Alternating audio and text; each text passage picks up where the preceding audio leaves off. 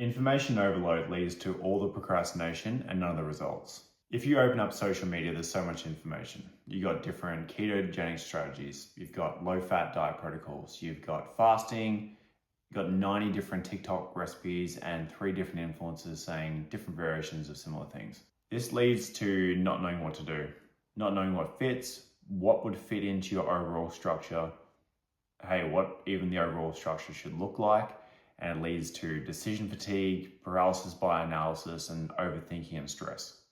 The problem now doesn't become a lack of options, it becomes a lack of commitment. So here's what to do instead. Ask what you could possibly stick to for potentially weeks on end. Make sure what you can stick to lines up with a real physiology of what actually gets you results, not just some BS that doesn't actually fit. Then what you need to do is run it long enough to test it. You have the week. You see there's any tweaks you need to make just to make it work for you and your lifestyle and your taste buds and your schedule better. And then you apply those changes the next week and see how that goes. And then suddenly you can compare different weeks of different strategies and see how you succeeded in all those. What's funny is you might find it wasn't even the plan itself. It was some overeating due to stress. It was some kind of unplanned food in XYZ scenario.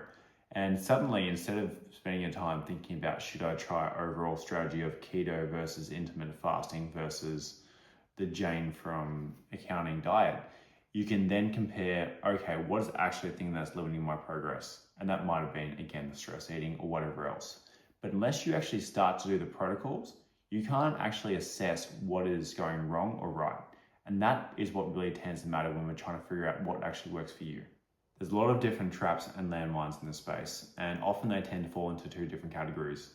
One would be the problems you know about, the thing that you know, I've got to get on top of that kind of meal or whatever it is and set your scenario. But often more importantly, there's the things you aren't even aware that are your issues, that you just need to get going to actually see. Going through and finding your exact problems and the solutions by default might take some time, weeks, often months to be honest with you, but it is better than not actually addressing it, because the opposing situation looks like this. It looks like you never actually getting to the bottom of what's blocking off your fat loss, never even finding the landmines that were your issue. It involves you getting to the start of the new year and you got the same resolution.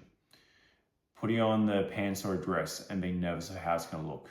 Being conscious to be in a family photo, which is something you wouldn't have great memories of, but it's clouded by this.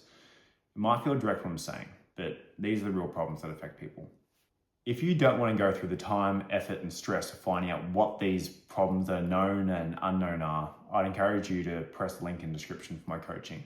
I know the problems, I know the solves, and I know how to apply it to real life. But sitting on the fence won't get you results. Jumping into the arena is something you need to do. Most people don't need a new diet. They need to stop changing diets. They need to actually stick to things long enough to find the feedback they need to actually get to solving the problems that actually work for you.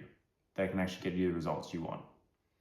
Please like, share, and subscribe, because I think this could help a lot of people. It's a common thing, and let's actually address your stuff. So I encourage you, this call to action, jump into the arena. Let's do it.